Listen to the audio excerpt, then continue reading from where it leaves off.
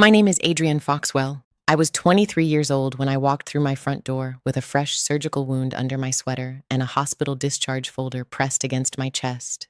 Every step sent a sharp pull through my stomach, but I forced myself to stand straight because I already knew sympathy was not waiting for me inside that house. The moment the door opened, my mother didn't look at my pale face, my hospital bracelet, or the prescription bag in my trembling hand. She just glanced toward the kitchen and said, "You're finally back. Stop with the act and get dinner ready." I had been cut open less than 24 hours earlier, and she was pointing at the stove like I had simply returned late from a shopping trip. My brother Preston leaned against the wall with a smirk and said, "Don't fake exhaustion just to dodge chores." My father stood a few feet behind them. He saw the hospital papers in my hand. He saw the bandage under my sleeve, and he still chose to look away. That silence hurt worse than the incision. For years, my life inside the Foxwell house felt less like being a daughter and more like being hired help that nobody had to pay. I was studying nursing and picking up pharmacy shifts to cover my own expenses. I didn't mind working hard. What I minded was coming home after 12-hour days to find dishes in the sink, laundry on the stairs, and my mother scrolling shopping sites like the mess around her had nothing to do with her. Preston was 26, unemployed, and permanently attached to his gaming headset. My father came home tired every evening and treated every conflict like a storm he could survive by staying very still. When I asked for help, he said, "Just keep the peace, Adrian. You know how your mother gets." About a week before everything exploded, I started feeling a sharp pain on the right side of my stomach. I ignored it at first, but it kept returning, worse each night. One evening, the room swayed and I gripped the counter just to stay standing. My mother looked up from her phone, not with concern, but irritation. "Don't start that dramatic breathing. I need you to season the chicken before 6. The night I ended up in the emergency room, my family had gone out to a steakhouse without me. My mother left a chore list taped to the refrigerator. At the bottom, in her neat handwriting, "No excuses." The pain had become unbearable by then. I called my mother. No answer. I called my father. Voicemail. I texted the family group chat. "I think something is really wrong. I need help." My mother replied, "We are eating. Stop trying to pull attention." Preston sent a laughing emoji. "If you can text, you can clean." My father said nothing. I ordered a ride share and went to the hospital alone.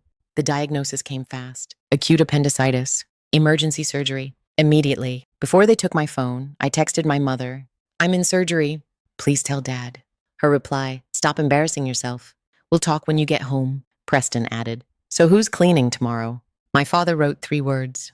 "Listen to doctors. No call. No panic." "No, I'm coming." My friend Mina arrived the next morning with soup and fury in equal measure. While she was with me, my mother called. Mina put it on speaker. "Are you awake? The kitchen is unacceptable and Preston has nothing clean to wear." Mina ended the call. Then she asked me one question. "If this were a patient in our clinical rotation, what would you call what her family is doing?" I knew the answer.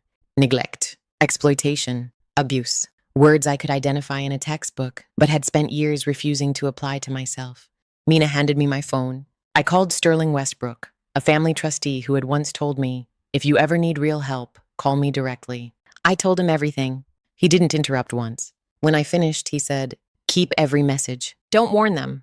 I'm coming." Sterling arrived and drove me home without calling ahead. When my mother opened the door and saw me, pale, barely standing, discharge folder in hand, she tossed an apron toward me. "Get dinner ready." The apron hit my arm and fell to the floor.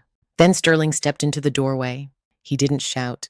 He didn't rush. He simply stood there, with the cold patience of a man who had just confirmed everything he came to see. My mother froze. Preston's smirk disappeared. My father went gray. Sterling looked at the apron on the floor.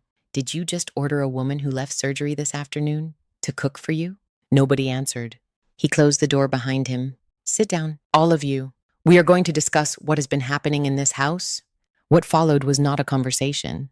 It was a reckoning. Sterling showed every message on the television screen. He read the discharge instructions out loud. No lifting, no bending, rest required. He opened months of financial records, trust money spent on designer lamps, luxury skincare, and catering, while I worked double shifts and cleaned until midnight. Then he opened a legal document. Effective immediately. "Valerie, your trust card is frozen. Preston, your car will be collected tomorrow morning. Howard, your financial authority is revoked." 2 days later, Sterling moved me into a quiet apartment near campus. He paid 6 months of rent and said, "This is not charity. This is recovery time. Heal, finish school, and decide who deserves access to you." The real revenge was never the frozen credit card or the repossessed car. The real revenge was finally understanding. I was never the weak one. I was the one holding everything together, while they called me dramatic for bending under the weight. Boundaries are not cruelty. Asking for help is not betrayal. And telling the truth doesn't destroy a family. It only reveals what was already broken.